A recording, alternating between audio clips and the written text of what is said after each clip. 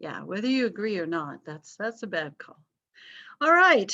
How's everybody? Are we good? Everything going all right? Okay, way to go. All right, so we're ready to talk about U.S. history potentially. Um, as far as due dates, I think I wrote them down on the other sheet. So let's see. Did I write this down? Do you have the book review due next Friday? So this Friday is the chapter 14 question, and next week's the book review, and then the week after is the chapter 15 question. Does that sound about right? Okay. I think the 1302 has a slightly different schedule. I think their book reviews actually due Monday, and then they don't have a question due this week. So I don't know whose schedule is better, but yeah, it is what it is. All right. Let's see if I can find the notes. Can I find the notes? Is it possible? 1301 weekly question. Yeah, all the stuff's there. That's a good sign. All right. So our weekly question, what was oh, look, I put page numbers in there. Now, this isn't going to be on your version of it, so you might want to write it down, take a picture of it, screenshot, whatever you guys do. What was the basic premise of the Confederate government? And I would look at 546 to 552 for that. And we'll talk about this more at the end of class, I think. And then what advantages did the Confederacy have, and why did its leaders think victory would be theirs? Sounds very dramatic, doesn't it? Victory will be mine. And I know we talked about that last time, but we can bring it back up today. It'll be all right. Things I always like in the weekly questions, details. So when you talk about an event, if you can say when it happened, describe it a little bit, talk about it by name, where it happened, when it happened, why it mattered, that sort of thing would be useful. In this instance, probably your specifics are going to be names of, say, president of the Confederacy, and vice president. Maybe you could talk about their foreign policy a little bit. The book does, so it'll be easy for you to look there for some details, and we'll talk about it a little bit today, but be more specific when you can. Dates, names, that sort of thing. Historians like that. Also, on this question, it probably won't be quite as important, but a lot of times if you talk about stuff in the order in which it happened, it's helpful as well. So, all right. Oh, goodness, my hand is really itchy. I'm trying to share something, and then the coaches survey that I was trying to make before class started keeps popping up. Let's look at the notes. Do you guys want to take the coaches survey? Coaches survey. Oh. All right. So we did slightly different things in each class, maybe got to different places in each class. So the other class just let me keep talking about things I'd already talked about. So I don't know if that's a good call. So if I've already talked about it, if you'll let me know.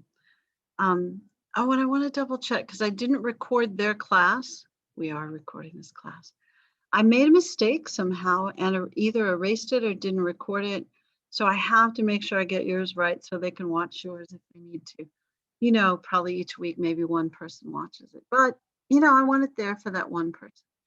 So I feel like this is probably about where we stopped talking. Last time we talked a little bit about the Export Milligan, the guy in Indiana that wanted Indiana to secede and join the Confederacy. It probably wasn't going to happen, but it was annoying enough to the North that Lincoln, and apparently it really was Lincoln, insisted that he be arrested and charged with treason, which he was.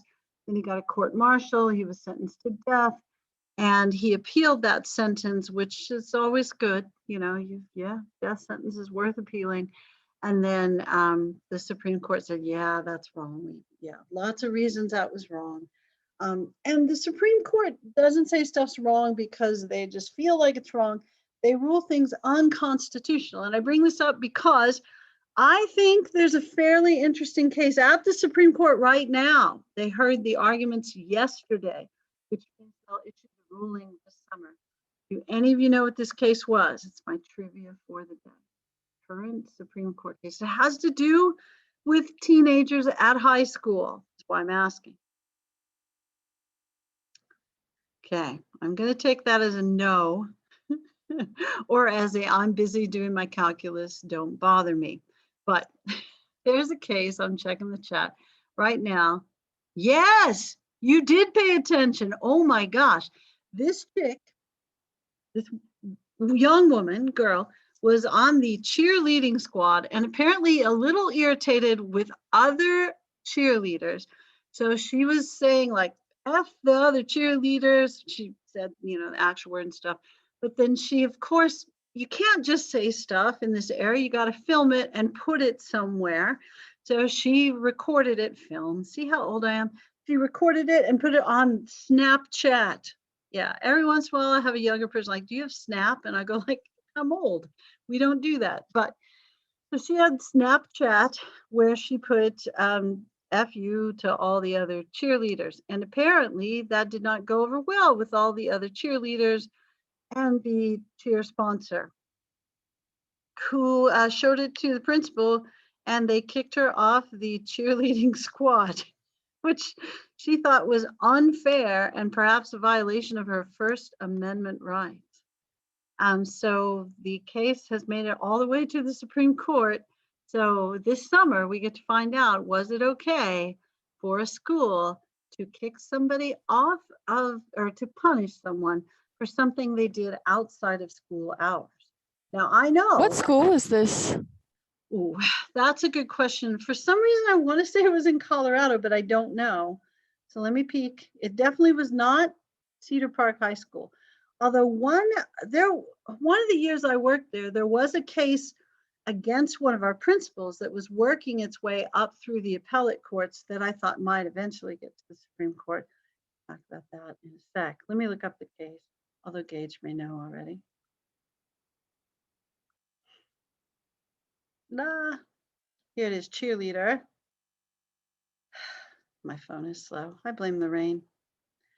But the case at the principal at Cedar Park High School, let's see, Snapchat, F the school, F the softball. I don't know why she's mad at softball. Can you imagine being mad at Jensky? I would never say F to Jensky. I'm scared of that woman. She in the video is basically cussing out like all the sports teams in her cheerleading squad. Yeah, she apparently is quite unhappy. I don't know why it says the name of the school, but it doesn't say this. Let me keep looking.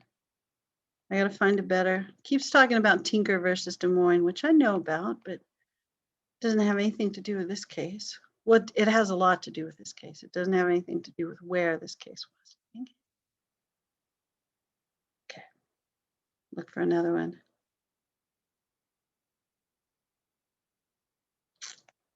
There's a picture of her with pom-poms. Do they use pom-poms still?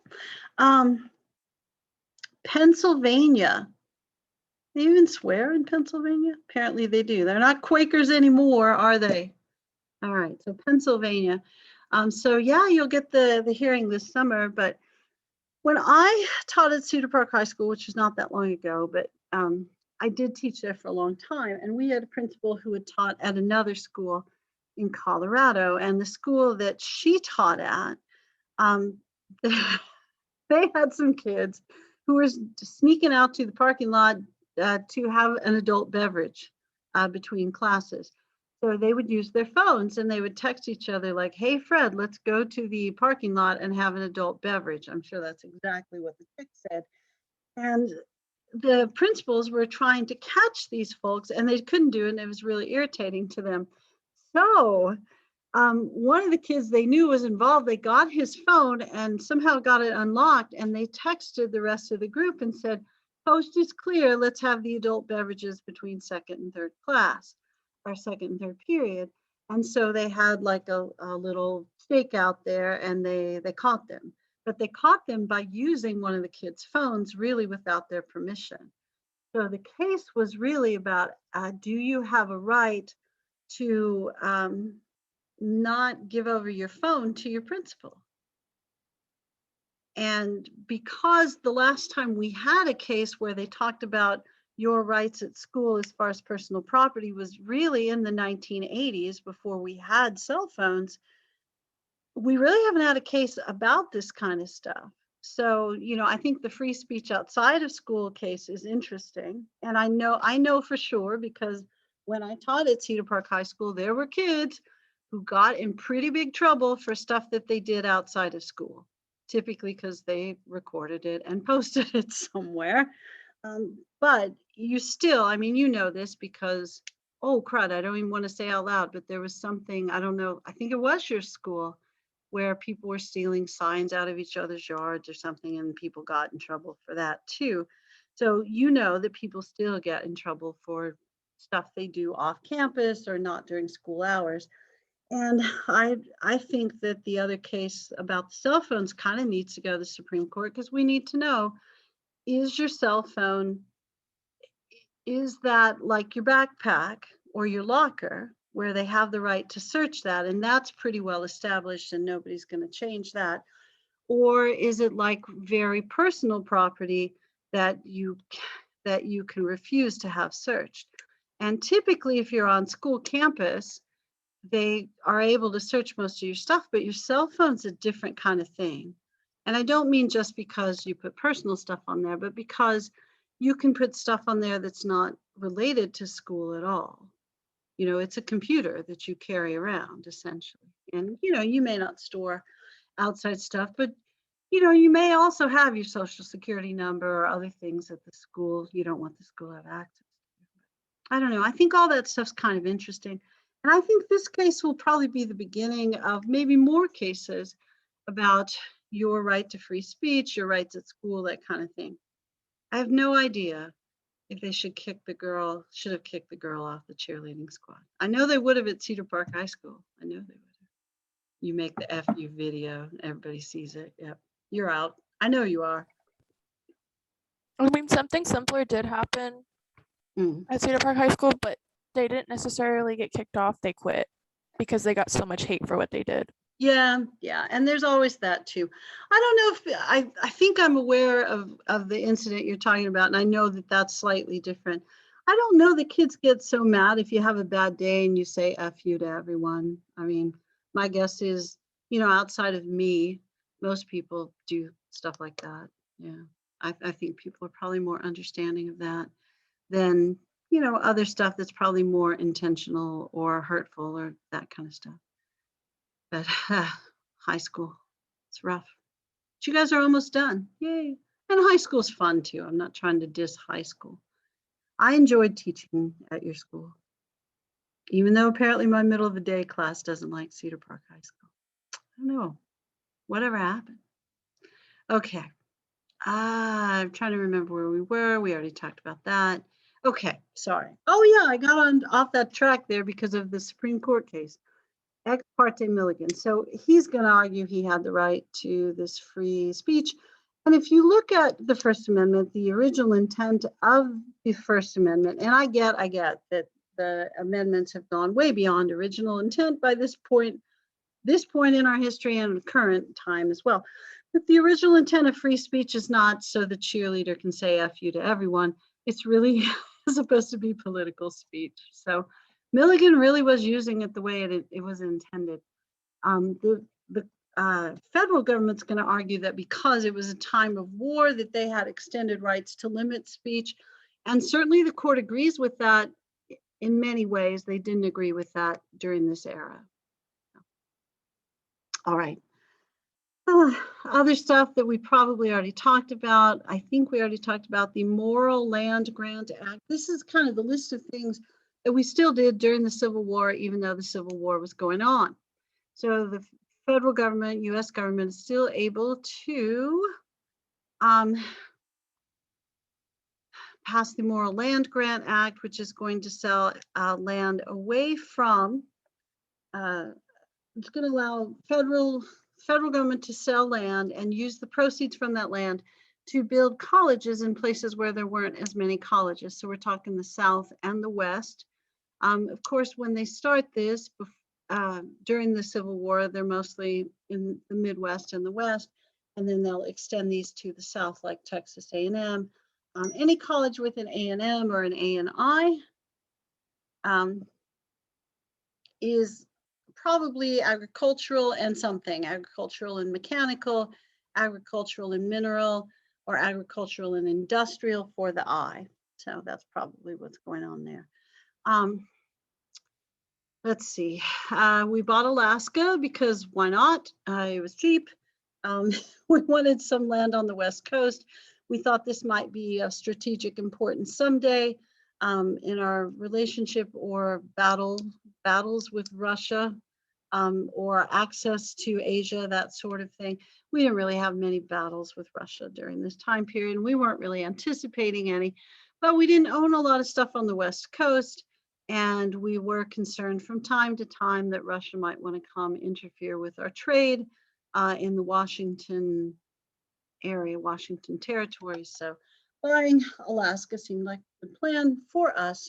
So we did. We didn't really know there was cool stuff there during the time period. We knew there was a lot of timber, a lot of trees.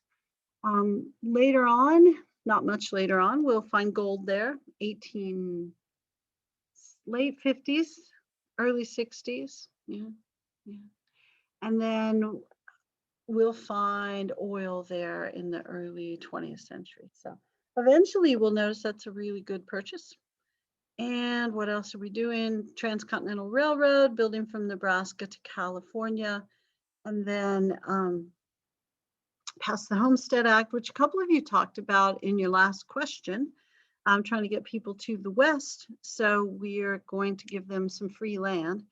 And that's primarily to fill up the space so that we can keep Native Americans where we'd like for them to stay, on reservations. So, and several million, I think it's 4 to 5 million, I can't remember the exact number, but it's almost 5 million families go to the West with this. I think I'm right about that.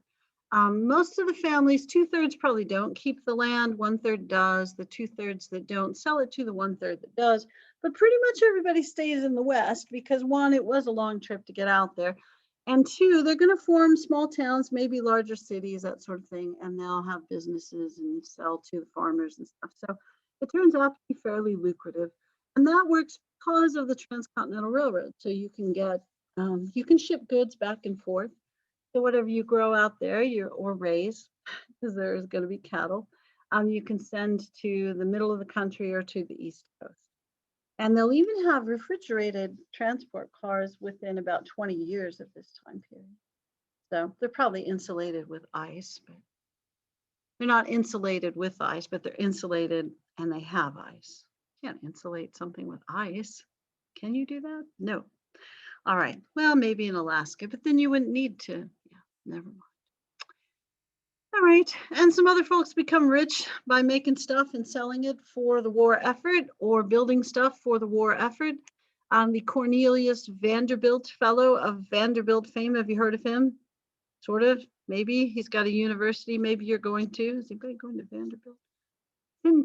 Is that in Tennessee? I think it's in Tennessee. Yeah. I knew somebody that went there. I don't know if I ever had a student that went there. But yeah, he's going to earn a bunch of money during this time period shipping stuff. He had a shipping line across South America for a while, and then shipping across steamships, and then took money from that to start building railroads, which is where he'll make most of his money. And then along the railroads, he also put up the cables for the telegraphs. So he does a lot of that during the Civil War. So he's going to make a bunch of money there. And the other fellows that make a bunch of money, Carnegie through steel production and Rockefeller through the petroleum products. He's going to be the Standard Oil guy a little later. And I think at first Carnegie's also doing steel production for railroad ties. There you go. All right. So these guys will make a bunch of money, and there'll be a handful of entrepreneurs that make a lot of money during war. And you will notice, if you study that kind of stuff really specifically, that there are ways, lots of ways to make money during war. And that's why sometimes really cynical people will say that politicians will start wars on purpose because maybe their business backers gain money that way.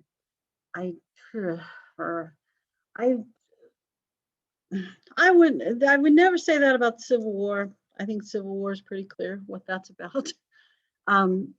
World War One's such a weird war that it's possible that maybe some manufacturers were involved in egging people on. But that's really about people wanting to build empires, so imperialism. And World War II is kind of about Hitler. I mean, it's about some other stuff, but Hitler kind of figures in there. And then the modern war is about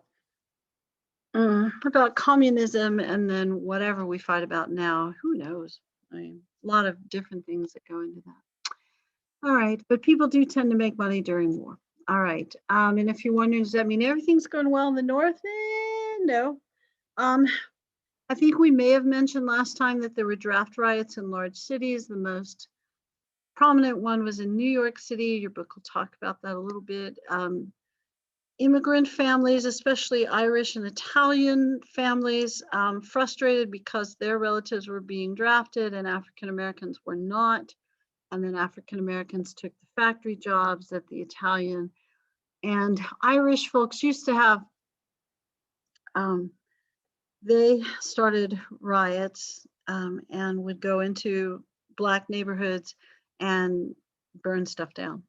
Even in this instance, they burned down an orphanage. So pretty rough stuff, very rough stuff. And interesting too, that when you're frustrated about something like this, the populations of working class, poor white families, rather than being mad at the government entities that disproportionately or unfairly drafted their relatives and let wealthier people pay for substitutes, they got mad at the African Americans who really had no control over whether they got drafted or not. And they didn't draft them for racist reasons because they thought they would be cowards.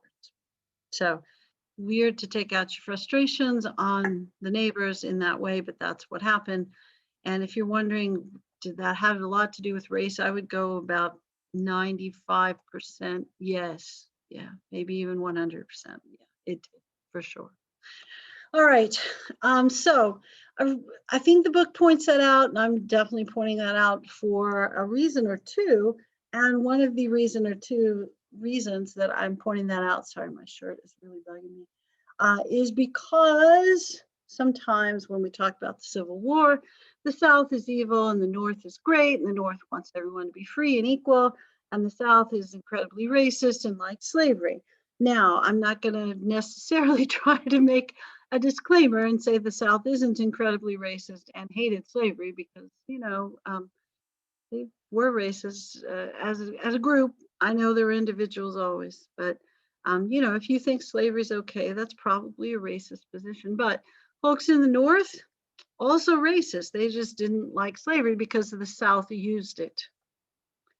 So when you see draft riots and things like that, and the Lambton Milligan kind of guys protesting and saying their state should join the Confederacy, it's a sign to you that the reasons that the North wanted to get the South to surrender really weren't necessarily about ending slavery.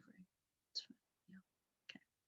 And I know when we say one entire region of the country is racist, I know that it's an overstatement. It kind of works for the Civil War, but even then it's still an overstatement. We can find people in the South that, we know we can, because the book talks about different counties or different parts of the South where there were Union loyalists who said, nope, we are not part of this. One of my very favorite professors wrote a book called The Free State of Jones, which was about her relatives who lived in a county or two in Mississippi. And they decided that they didn't want to be part of the Confederacy. So they declared themselves to be a free state and said that they were going to be a part of the Union. Yeah. And those counties in particular didn't have very many plantations. And her family was part of that group. And they were fairly integrated. They had relatives who would, some were white, some were Black, that sort of thing. And those families intermarried. And I think if you study more local history, which, you would probably have to major in history to want to do that, or maybe genealogy, you would like that kind of thing. I think what you notice with local history is when people are poor, a lot of these rules about who you can marry, who you shouldn't marry, race rules, that kind of stuff, no one cares. Yeah, it only seems to matter when there's property that's going to be inherited. So, you know, as long as there's not much property, people don't really care what you do. And if you're not in the center of society, if people don't know who you are, people don't care what you do either. There's some power, you know, some freedom in anonymity, I think, sometimes. Yeah. Anyway. All right. As far as diplomacy during this era, the South really thought that the North would continue, or excuse me, that European nations, France and England, would continue to buy their cotton. They supplied a very large percentage of cotton to the textile mills in France and England.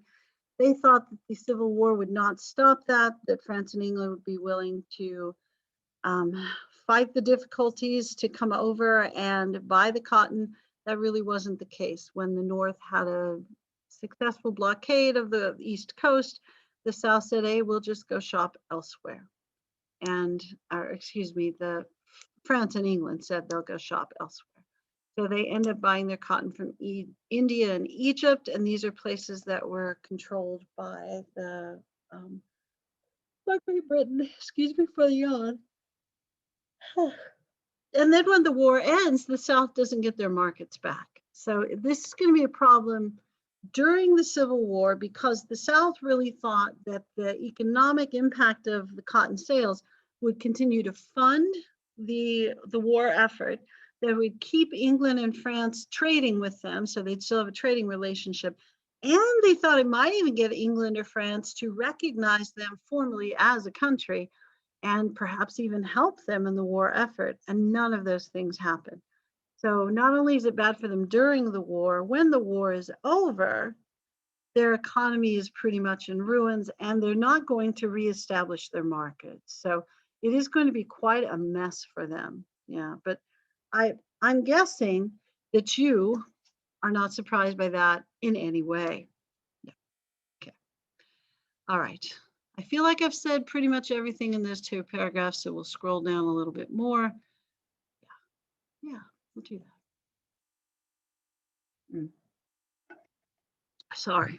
Okay. Civil War. I know lots of you like military history and it's a survey class, so yeah, it's not our thing. So I don't really have a lot of questions about weaponry or battle tactics or which general is important.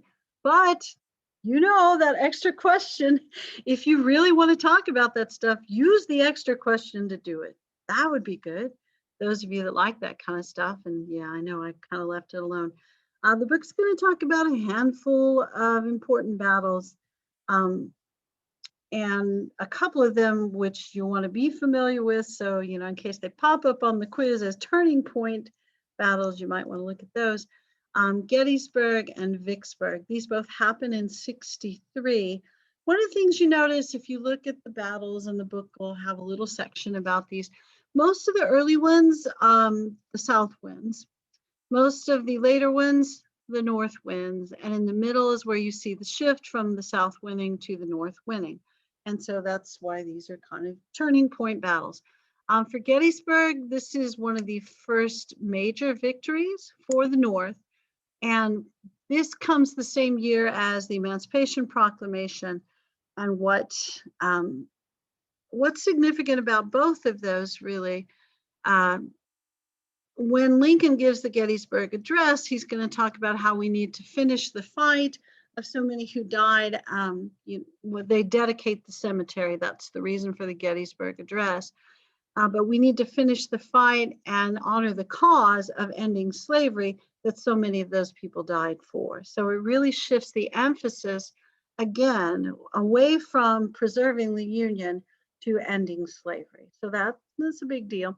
And then Vicksburg, important probably for more strategic reasons. So Gettysburg is more ceremonial and also a sign that the North is willing to kind of stick it out and win a really ugly battle and take a lot of casualties. And as the war goes along, you'll see the North really is willing to do that, but to the point where it becomes a war of attrition And the North has so much more stuff and more people that that's just going to wear out the resources of the South. The Vicksburg victory also goes a long way in that, because this is where Grant's army gets control of the Mississippi River.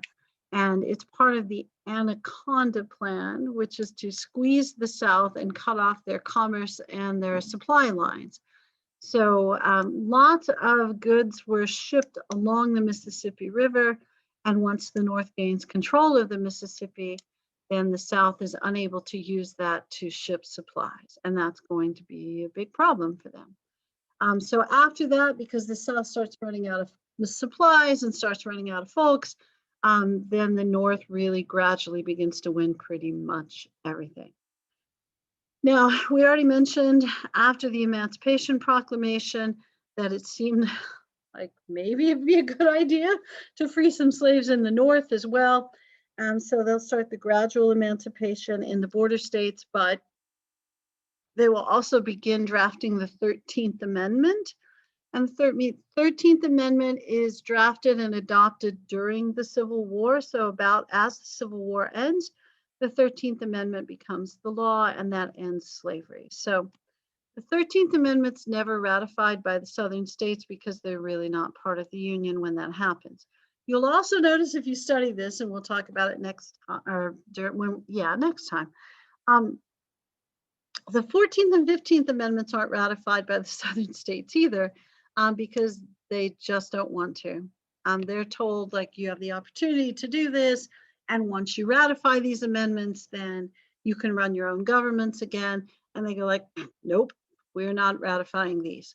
So the 14th Amendment provides citizenship and equal protection for former slaves and reverses the Dred Scott decision. And so once you're a citizen, then you have the same rights as everyone else, which also probably means you can vote. But just in case you don't believe that, they passed the 15th Amendment. But it means you can own property, that you can participate in lawsuits. So it's an important thing. It gives you the same rights as anyone else, any white person, white male in the United States. Now, women are going to look at this and go like, wonder if this applies to us. So it's going to lead to some other discussions. The answer is going to be no, not yet. But you'll see that kind of change over time, I suppose. And then the 15th Amendment will allow the former slaves to vote. And that will be limited to men, because there'll be some women who say like, hey, 15th Amendment, and they go to jail. So they don't get to vote. The 15th Amendment is going to cause a split in the women's rights movement, and we'll talk about that more in the next chapter. But the women who think that it's completely legitimate and you should just pass a separate amendment so women can vote, and then you have the women who go like, dang, why'd they let them vote before us? And the them part is going to be as racist as you expect it to be. So that's not going to be the high point of feminism, to say the least. All right, 14th Amendment, I think, is moderately interesting as well, because the intent of the 14th Amendment was to say, if you're born here, you're a citizen. And it really isn't about immigration. Now, if you're wondering what is immigration policy during this time period, me too. I don't know. It's essentially, if you're here, you can stay, and eventually we'll let you vote. That's immigration policy. And I was always entertained when immigration discussions happen and you would hear, I don't know if you have any of those old relatives, I do, the old relatives that say, well, back in my day, we followed the rules. It's like, yeah, back in your day, there were no rules. So like when my people came probably, some of my people, the people I know about. If your family is like mine, you know about some people. There's some other people nobody wants to tell you about. They're kind of sneaky people. So the people that I know about came over around 1900, where we're just starting to establish some rules, but it's really easy to get around them. Really easy to get around them. And that's going to be true really until World War II. There are lots of ways to get into the United States that, are pretty open until then. And then my other people lived on a reservation in Oklahoma, so I think they'd been here a while. I'm pretty sure they had. And then I got the other people that are just sneaky. and they don't want anybody to know who they were, so they changed their names. So, but my people who came over during this time period, my old relatives, like, we followed the rules. It's like, you followed the rules because there were no rules.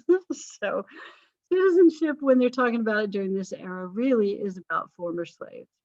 Um, and women will say, like, well, what about us? We're here, we were born here, can we own property? And courts will go, nope. So that'll change over time as well. And then in the modern era, when we talk about this birthright citizenship, it's really about if you have your kid here or if the kid is born here, that sort of thing. So, yeah, kind of changes over time. All right. Toward the end of the war, General Sherman, William Tecumseh Sherman, they'll talk about him quite a bit in the book. He is going to be the March to the Sea guy, the total war guy, the guy that burns stuff down as he goes. The idea behind total war is to demoralize you so much that you go like, I'm out, I'm just not fighting. And you just abandon your post and go home and try to protect your family and your property. And Sherman was pretty effective at that, which is why he was incredibly unpopular in the South and remains so in Georgia, truly. Yeah, if you know any native Georgians, if they ever talk about Sherman, it's probably they're not excited about him because he practiced total war in Georgia, which was part of the country that they wanted to unite with the rest of the country. And that's the problem with total war. In a civil war or in an area where when the war is over, you'd kind of like to have peace with the people you just terrorized. So total wars, it's a rough strategy. It works, but it's a rough strategy.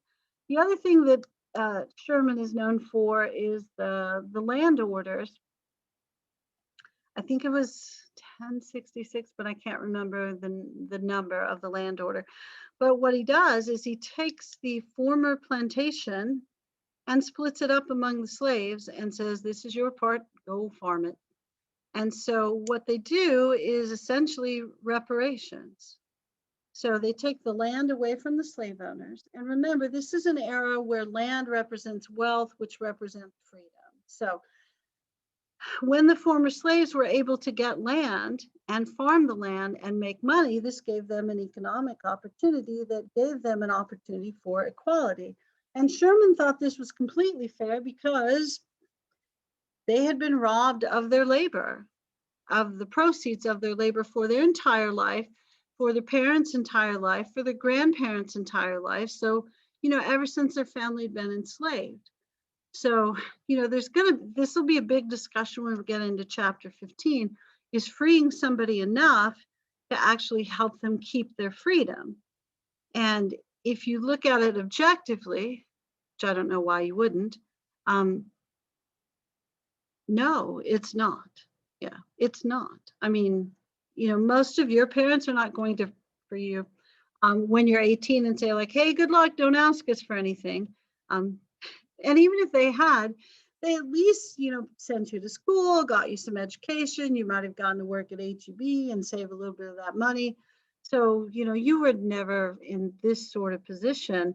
And certainly your parents weren't, and they'd acquired some wealth, which gave you the opportunity to go to a fine school like Cedar Park High School, which gives you a fine opportunity for education and sets you a step ahead of people in other school districts, potentially. Who knows? Yeah, I don't know. But if you'd been a slave, no one ever owned anything, and you probably weren't allowed to learn to read. So you really don't have an education. You may have some skills, but you don't have any tools. You don't have a house. You don't even technically own your own clothing. So you're really in a bad spot.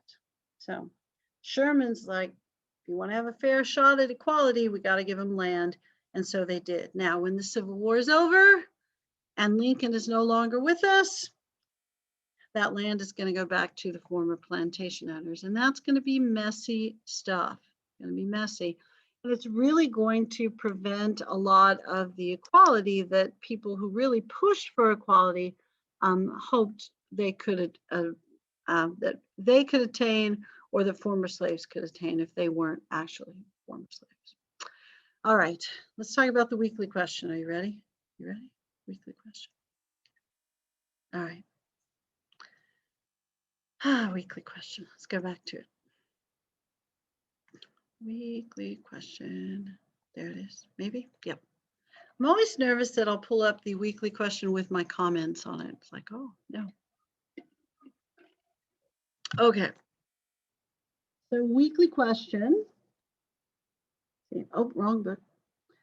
So you want to look at, you look at 546 to 552. That's really the first part of the question, which is why I put that first. I know it's a little out of order, but the 546 part is going to talk about the Confederate government. So when you talk about this section, the 546 page part, I would talk about who the president is, how they decided who the president was, because they're going to have elections, that sort of thing. I would mention, they kind of mention in passing the Constitution. Their Constitution is going to be very similar to the US Constitution, with the exception of preserving slavery. Probably not shocking to you in any way. And some of the difficulty that you will see with the Southern government is that some of the governors were not willing to participate in the draft, not willing to pay taxes, that sort of stuff. So you're going to end up with a much stronger federal government in the South that will eventually try to do things like confiscation. And the draft is really, really objectionable in the South, more so. The North wasn't thrilled about it, but in the South, it's really different because to pay to get out of the draft in the North, you really could do that if you were middle class. In the South, you could really only do it if you were wealthy. And so that idea that you're fighting a rich man's fight, a rich man's war and a poor man's fight, really starts to develop, and it's part of why you see some of those different segments of society in the South withdrawing from the Confederacy. They may not out and out join the Union like the Free State of Jones did, but they are going to be frustrated about the tyranny of the Southern government, of the Confederacy, which is drafting them and making it very difficult for them to provide for a substitute. And the book will even mention that if you're a slave owner, that you can send your slave to fight in your place, which is a fascinating concept. And then they even discuss, like, if we think slaves are good enough to come fight for our cause, then we think they're equal. Why do we even have slavery? So it is going to lead to some really, I mean, it is really weird. It is weird. And they'll talk quite a bit about